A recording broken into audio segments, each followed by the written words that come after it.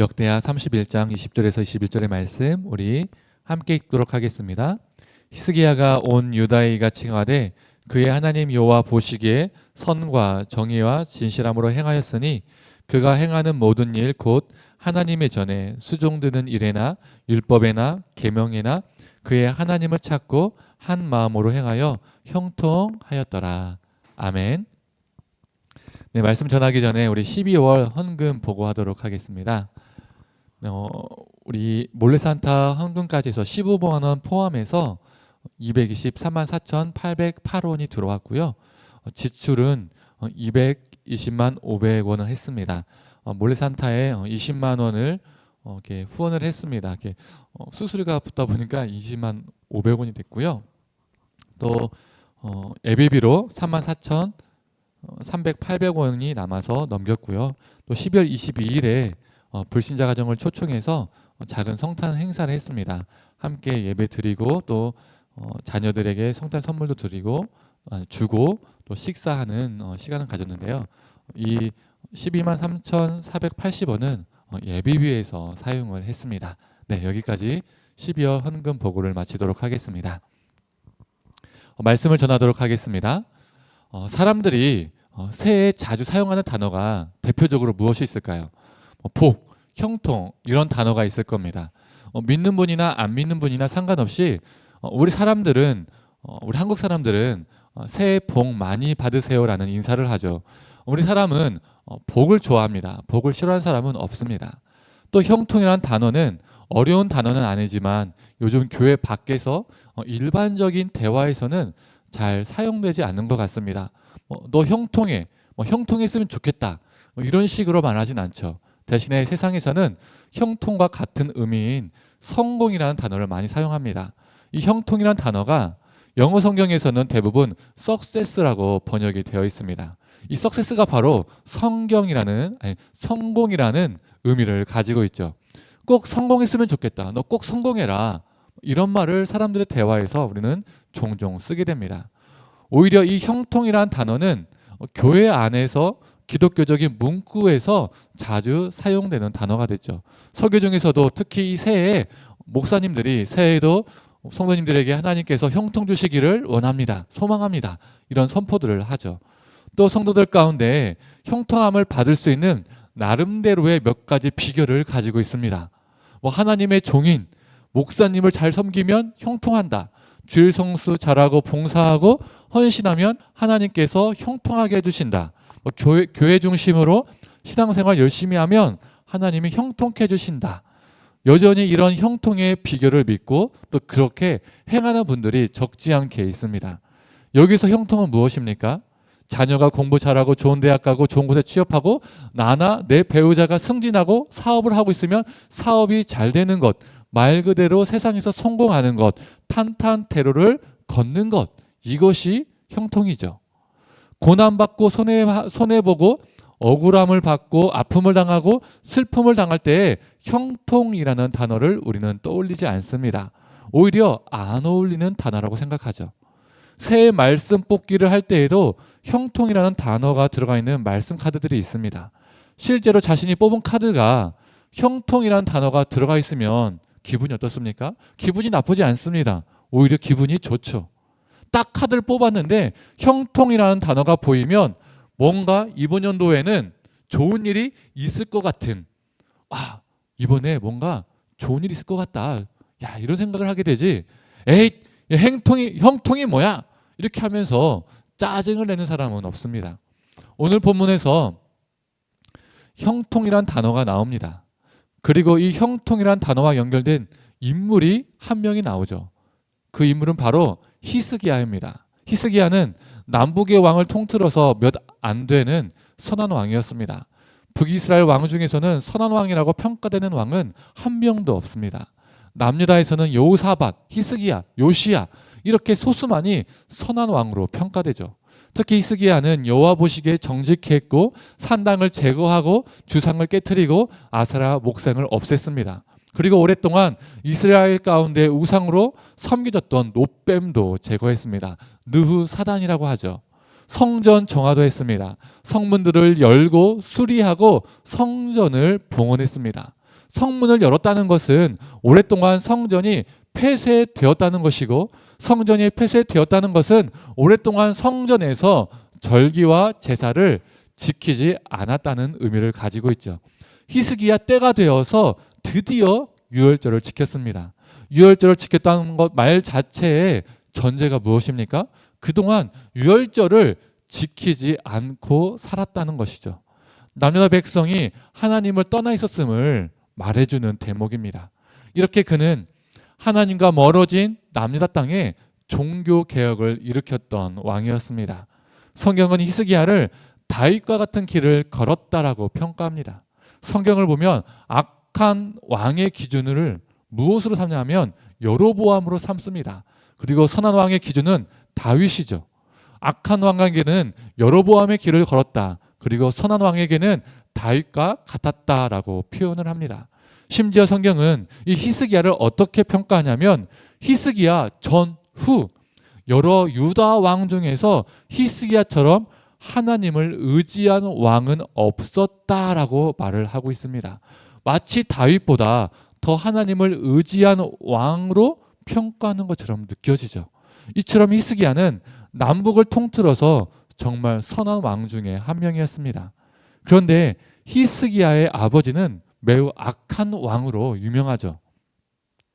므낫세 왕과 더불어서 서로 누가 악한 왕인지, 누가 탑인지, 누가 1등인지 경쟁할 수 있는 왕입니다.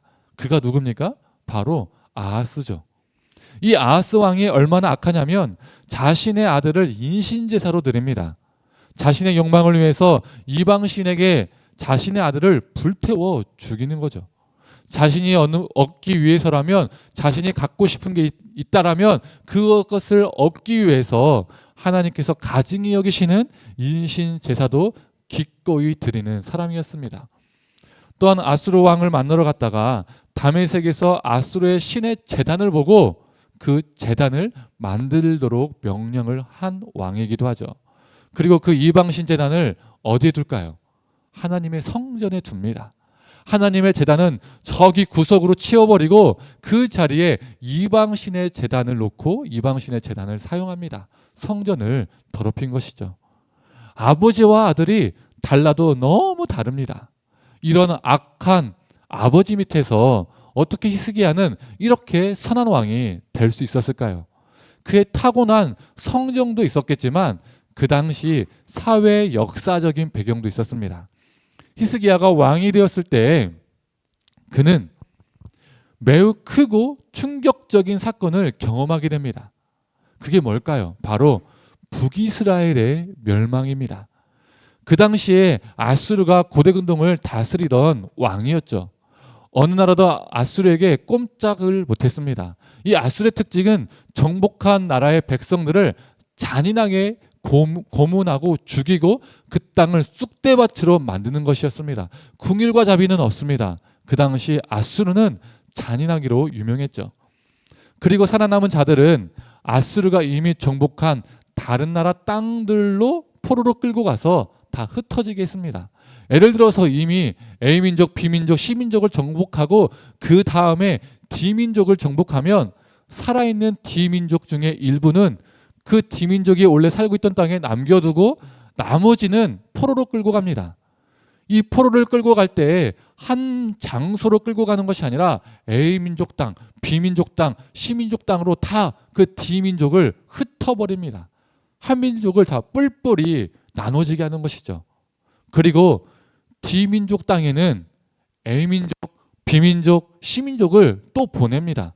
그래서 어떻게 하는 거죠? 혼혈로 만들어버립니다. 혼혈을 만든다는 것은 민족성을 사라지게 한다는 거죠. 이 잔인한 아수르가 북이스라엘을 공격해서 이 북이스라엘이라는 나라를 역사 속에서 사라지게 합니다. 그때가 주전 722년입니다. 많은 사람이 잔인하게 죽고 살아남은 자들은 포로로 끌려가 이 나라 저 나라에 흩어지게 되죠. 이 북이스라엘의 멸망을 남유다 백성들과 남유다 왕 히스기야가 직접 목도했습니다.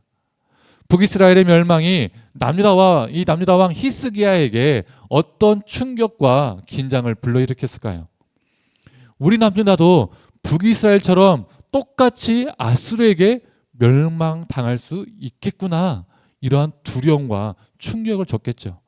실제로 히스기야 때에 아수르가 남유다를 공격한 적이 있었습니다. 남일이 아닌 거죠.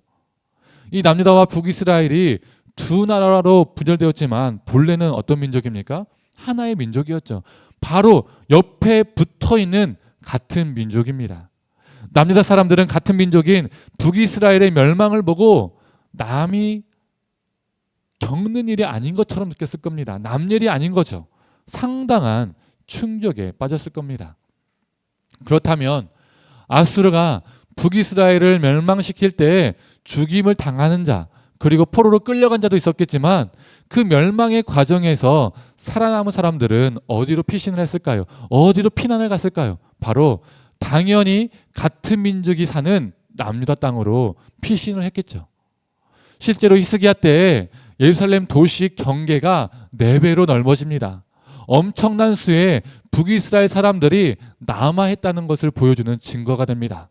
또 역대하를 보면 실제로 북이스라엘 사람들이 남하를 해서 예배를 드린 기록들이 남아 있습니다. 이때 이 북이스라엘 사람들이 이 북이스라엘 멸망하고 남유다로 남하를 했는데 이때 어떤 사람들도 남하를 했을까요? 북이스라엘의 야훼주의자들, 북이스라엘의 선지자들도 있었겠죠.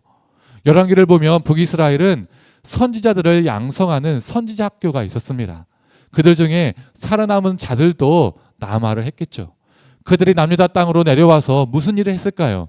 당연히 회개를 촉구했을 겁니다. 남유다로 내려와 보니까 이 남유다의 모습도 멸망한 북이스라엘 모습과 다를 바가 없는 겁니다. 남유다 너희들도 지금 삶을 멈추지 않는다면 우리 북이스라엘 꼴이 나는 거야. 우리처럼 하나님의 심판을 피할 수가 없어. 이러다가는 너희들도 우리처럼 똑같이 죽어. 이렇게 회개를 그들은 촉구했을 겁니다. 그리고 남유다의 선지자인 이사야와 미가도 남유다를 향해서 하나님의 심판을 선포했습니다. 이 메시지들을 누가 경청한 겁니까? 바로 히스기야가 경청했습니다. 그는 북이스라엘 왕처럼 하나님의 심판 메시지를 무시한 것이 아니라 경청했습니다. 히스기야 왕 때 실제로 아수르에 의해서 남유다가 멸망 직전까지 갔거든요. 그래서 진짜로 우리가 돌이키지 않는다면 정말 우리 남유다도 북이스라엘처럼 멸망할 수 있겠다라는 그 위기감과 두려움이 바짝 그들의 피부로 다가온 거죠. 이런 시대적 역사적 배경 속에서 종교개혁을 안 일으킬 수가 없는 겁니다. 일으키는 것만이 살 수 있는 길이었습니다. 그래서 히스기야는 종교개혁을 일으켰고 아수르로부터 하나님이 이 남유다를 구원하셨고 하나님의 심판은 유보되었습니다. 그런 그를 향해서 오늘 본문은 이렇게 말합니다. 20절에서 21절의 말씀 우리 함께 읽도록 하겠습니다. 히스기야가 온 유다에 이같이 행하되 그의 하나님 여호와 보시기에 선과 정의와 진실함으로 행하였으니 그가 행하는 모든 일 곧 하나님의 전에 수종드는 일에나 율법에나 계명에나 그의 하나님을 찾고 한 마음으로 행하여 형통하였더라. 우리 이 중에 21절만 공동번역으로 다시 한번 읽어보겠습니다. 우리 21절만 공동번역으로 한번 읽어보겠습니다. 그는 하나님의 성전에서 예배드리기를 시작하였고 하나님의 법과 계명을 지켜 자기 하나님의 뜻을 이루려고 하였다. 무슨 일을 하든지 그는 마음을 다 쏟았다. 그래서 하는 일마다 뜻대로 되었다. 형통하였다를 공동번역에서는 하는 일마다 뜻대로 되었다라고 번역하고 있습니다. 성도님들, 하는 일마다 뜻대로 되었다는 것 정말 부러운 인생 아닙니까? 말 그대로 정말 형통한 거예요. 말 그대로 정말 성공한 거예요. 그렇지 않습니까? 본인이 하고 싶은 거, 계획했던 거, 바라는 것, 그 모든 것들이 자기 뜻대로 이루어진 겁니다. 이것처럼 성공한 인생, 형통한 인생이 어디 있겠습니까? 그래서 우리는 오늘 이 말씀을 이렇게 오해할 수도 있습니다. 히스기야가 율법에나 계명에나 즉 하나님의 말씀에 순종했더니 하는 일마다 뜻대로 잘 되었다라고 말이죠. 그래서 설교 서두에서 언급했던 것처럼 형통을 무엇으로 이해할 수 있는 겁니까? 자녀가 공부 잘하고 좋은 대학 가고 좋은 곳에 취업하고 나나 내 배우자가 승진하고 사업이 잘 되는 것이고 좋은 일이 생기는 것이고 내가 원하고 계획한 것들이 그대로 이루어지는 것, 뜻대로 되는 것, 이러한 것들을 형통이라고 생각하게 되는 것이죠. 그래서 목사님 말 잘 듣고 주일 성수하고 교회 봉사 잘하면 하나님이 내 소원을, 내 기도를 들어주시는 형통을 하나님께서 주신다라고 믿게 되는 것입니다. 내가 하나님께 무언가를 해드려서 하는 일마다 내가 원하는 대로, 내가 뜻하는 대로 되는 것이 형통인 것이죠. 그러나 우리는 21절 말씀을요, 다시 한번 주의 깊게 읽어봐야 합니다. 21절을 이 노란 글씨만 다시 한번 읽어보도록 하겠습니다. 함께 읽어보겠습니다. 자기 하나님의 뜻을 이루려고 하였다. 무슨 일을 하든지 그는 마음을 다 쏟았다. 그래서 하는 일마다 뜻대로 되었다. 하는 일마다 뜻대로 되었다라고 말할 때 그 뜻이 어떤 뜻입니까? 누구의 뜻입니까? 히스기야 본인이 가지고 싶은 것, 자기가 바라는 것, 자기가 이루고 싶은 것, 자기의 계획과 자기의 뜻입니까? 아닙니다. 우리가 조금 전 읽었던 것처럼 히스기야는 무슨 일을 하든지 자기의 뜻이 아니라 하나님의 뜻을 이루기 위해서 자신의 마음을 다 쏟았습니다. 즉 히스기야는 자신의 뜻이 하나님의 뜻과 일치하기 위해서 온 마음을 쏟은 사람이었습니다. 그래서 하는 일마다 뜻대로 되었다라는 것은 하는 일마다 히스기야 본인이 가지고 싶은 대로, 자기가 바라는 대로, 자기가 이루고 싶은 대로, 자기가 계획한 대로 인생이 술술 풀렸다, 이루어졌다라는 것이 아닙니다. 히스기야가 하는 일마다 뜻대로 되었다라는 것은 히스기야 개인의 뜻이 아니라 하는 일마다 하나님의 뜻대로 되었다라는 것이죠. 히스기야 삶을 통해서 하나님의 뜻이 매 순간 이루어졌다라는 뜻입니다. 이게 바로 성경이 말하는 형통입니다. 내가 잘 먹고 잘 살고 잘 되는 것이 형통이 아니라 하나님의 뜻에 나의 뜻을 굴복시키고 하나님의 말씀을 지키며 하나님의 뜻을 이루기 위해서 나의 온 마음을 쏟는 것, 그래서 내가 하는 일마다 하나님의 뜻이 이루어지는 것, 이것이 진정한 형통입니다. 성도님들, 이 형통이 우리 삶 가운데 넘치기를 간절히 원합니다. 그런데요, 성도님들, 이런 히스기야도 완벽한 삶을 살았을까요? 아닙니다. 그도 다윗처럼 어긋난 적이 있었습니다. 다윗이 바세바를 범하고 그녀의 남편 우리아를 죽였던 것처럼 히스기야도 하나님의 뜻에 벗어난 적이 있습니다. 히스기야는 아수르가 잠시 주춤했던 시기에 아수르와 싸워볼 만한데? 이런 생각을 갖게 됩니다. 그래서 아수르와 싸우기 위해서 히스기야는 철저하게 준비를 합니다. 첫 번째로 지하수로를 만들죠. 이걸 히스기야 터널이라고 합니다.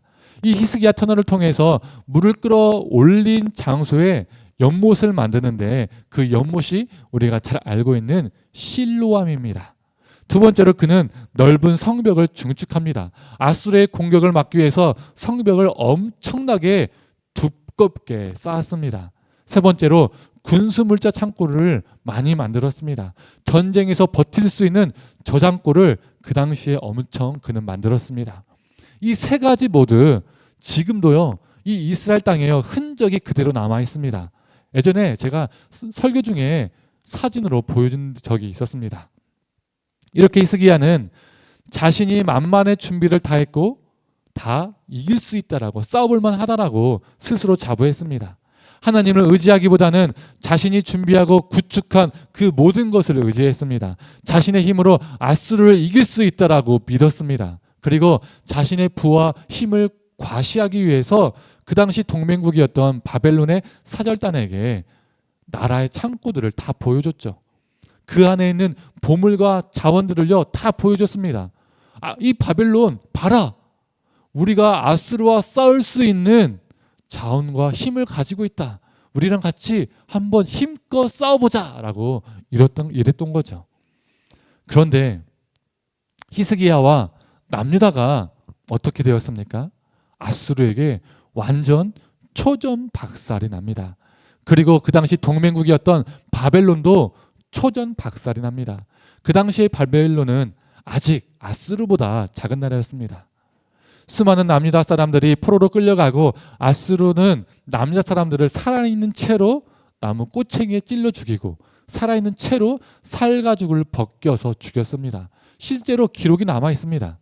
결국 히스기야는 항복을 하고 전제 배상금으로 나라의 모든 창고에 있는 금은 보화를 다 긁어 모아서 심지어 성전에 있는 금도 다 떼어내서 아수르에게 바칩니다. 그런데 이게 끝이 아니었습니다. 히스기야가 아수르 몰래 애굽을 의지하고 애굽의 도움을 받으려다가 들켜서 아수르에게 재차 침공을 받죠.